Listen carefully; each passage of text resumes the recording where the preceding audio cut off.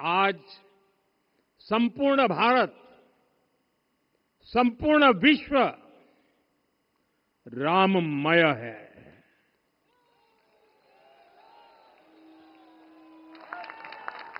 हर राम भक्त के हृदय में अद्वितीय संतोष है, असीम कृतज्ञता है, अपार अलौकिक आनंद है।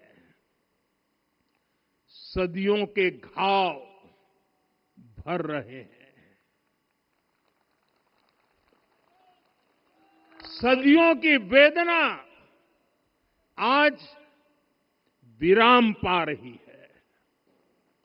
सदियों का संकल्प आज सिद्धि को प्राप्त हो रहा है।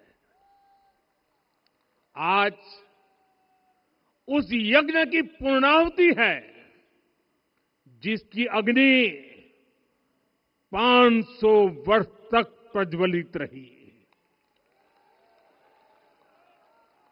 जो यज्ञ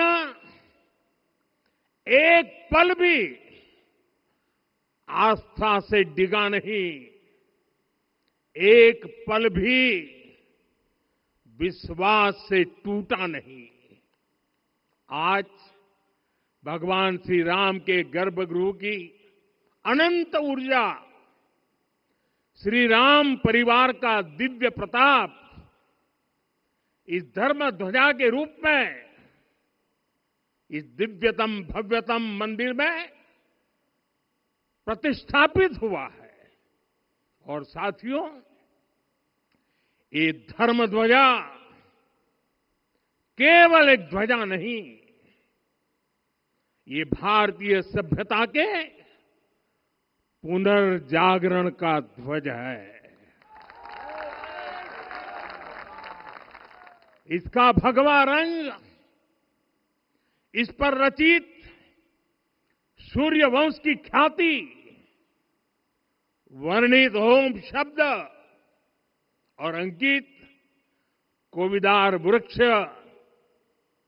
राम राज्य की कीर्ति को प्रतिरूपित करता है।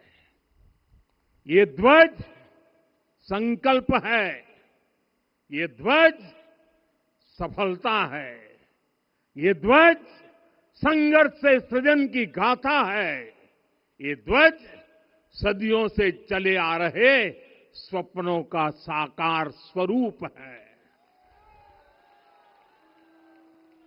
ये ध्वज संतों की साधना और समाज की सहभागिता की सार्थक परिणति है। साथियों, आने वाली सदियों और सहस्त्र शताब्दियों तक ये धर्म ध्वज प्रभु राम के आदर्शों और सिद्धांतों का उद्घोष करेगा। ये धर्म ध्वज आह्वान करेगा, सत्यमेव जयते नानृतम, यानी जीत सत्य की ही होती है, असत्य की नहीं। ये धर्म ध्वज उद्घोष करेगा, सत्यम एक पदम ब्रह्म सत्य धर्म प्रतिष्ठित, अर्थात सत्य ही ब्रह्म का स्वरूप है, सत्य में ही धर्म स्थापित है। ये धर्म ध्वज प्रेरणा बनेगा, प्राण जाए पर वचन न जाही। 70 साल में भारत विश्व की 11वीं सबसे बड़ी अर्थव्यवस्था बना। 70 साल में 11वीं। लेकिन पिछले 11 साल में ही भारत विश्व की 5वीं सबसे बड़ी अर्थव्यवस्था बन चुका है। और वो दिन दूर नहीं जब भारत विश्व की 3री सबसे बड़ी अर्थव्यवस्था भी बन जाएगा। आने वाला समय नए अवसरों का है, नई संभावनाओं का है। और इस अहम कालखंड में भी भगवान राम के विचार ही हमारी प्रेरणा बनेंगे।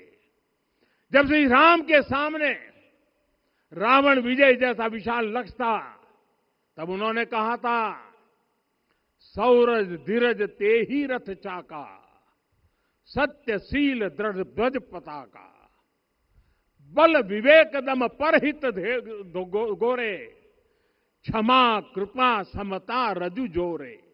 यानी रावण पर विजय पाने के लिए जो रथ चाहिए, शौर्य और धैर्य उसके पहिए हैं, उसकी ध्वजा सत्य और अच्छे आचरण की है, बल विवेक संयम और परोपकार इस रथ के घोड़े हैं, लगाम के रूप में क्षमा दया और समता है जो रथ को सही दिशा में रखते हैं।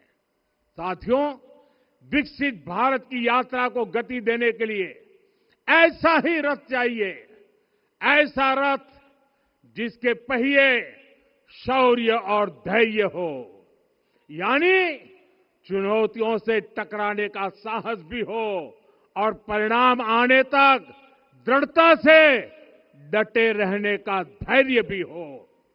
ऐसा रथ जिसकी ध्वजा सत्य और सर्वोच्च आचरण हो, यानी नीति नियत और नैतिकता से समझौता कभी न हो।